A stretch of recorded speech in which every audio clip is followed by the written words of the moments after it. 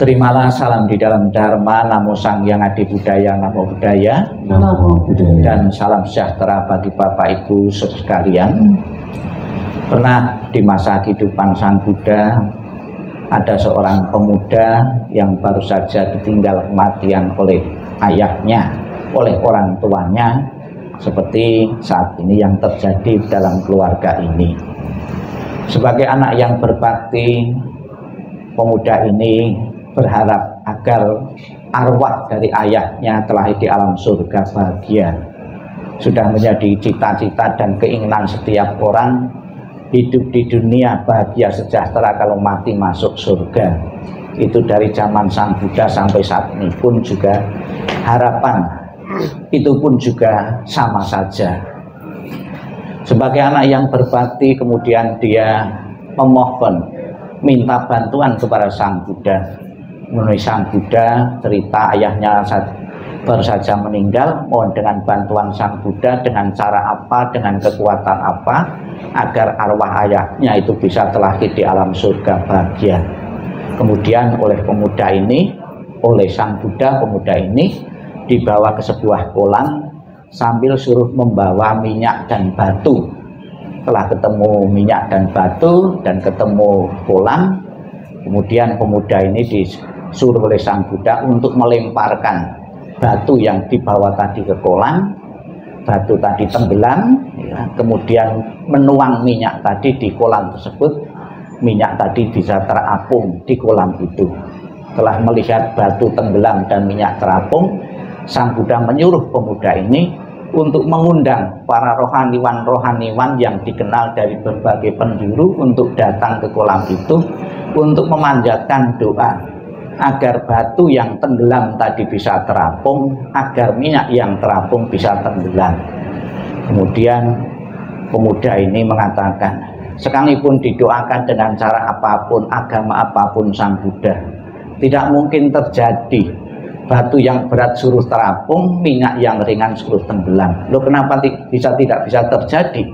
Kemudian karena sudah menjadi hukum alam Sang Buddha, sesuatu yang berat itu akan tenggelam di air, sesuatu yang ringan akan terapung di permukaan air. Demikian pula pemuda, kalau sekiranya orang tuamu, ayahmu selama hidupnya melakukan perbuatan-perbuatan yang berat, perbuatan-perbuatan jahat, akan menenggelamkan di alam-alam bawah, alam-alam penderitaan. Kalau sekiranya orang tuamu melakukan perbuatan-perbuatan ringan, perbuatan-perbuatan baik, akan mengangkatnya di alam-alam atas, alam bahagia. Bapak Ibu sekalian, secara pasti kita tidak tahu almarhum Bapak Tio Kurniawan saat ini berada di alam atas, alam bahagia atau alam menderita. Seandainya berada di alam penderitaan, tentunya sudah menjadi kewajiban bagi keluarga yang ditinggalkan untuk membantu mengangkat agar bisa terlahir di alam surga bahagia, alam atas. Apakah bisa? Bisa.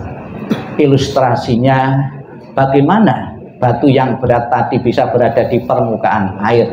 Bisa, yaitu ditaruh perahu atau ditaruh kapal. Itu sudah otomatis batu tadi berada di permukaan air.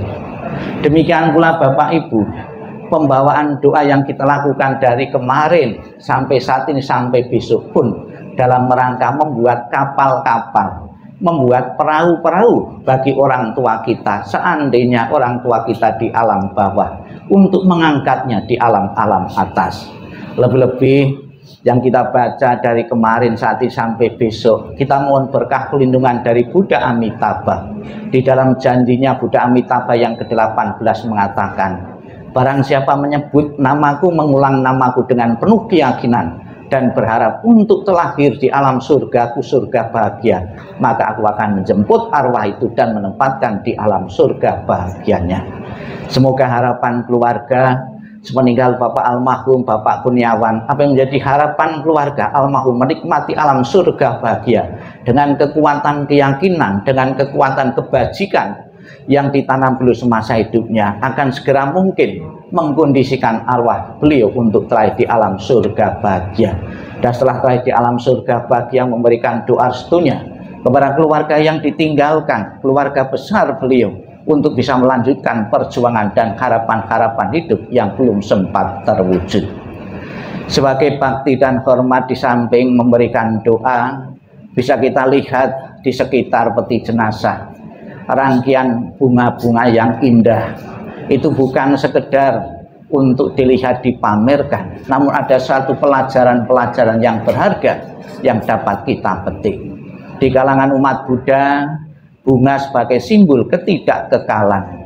Di samping kita melihat keindahan, keharuman dari bunga itu juga, hendaknya kita bisa membaca makna di dalamnya, yaitu kehidupan yang dijalani oleh seseorang, oleh kita semua adalah kehidupan yang tidak kekal adanya.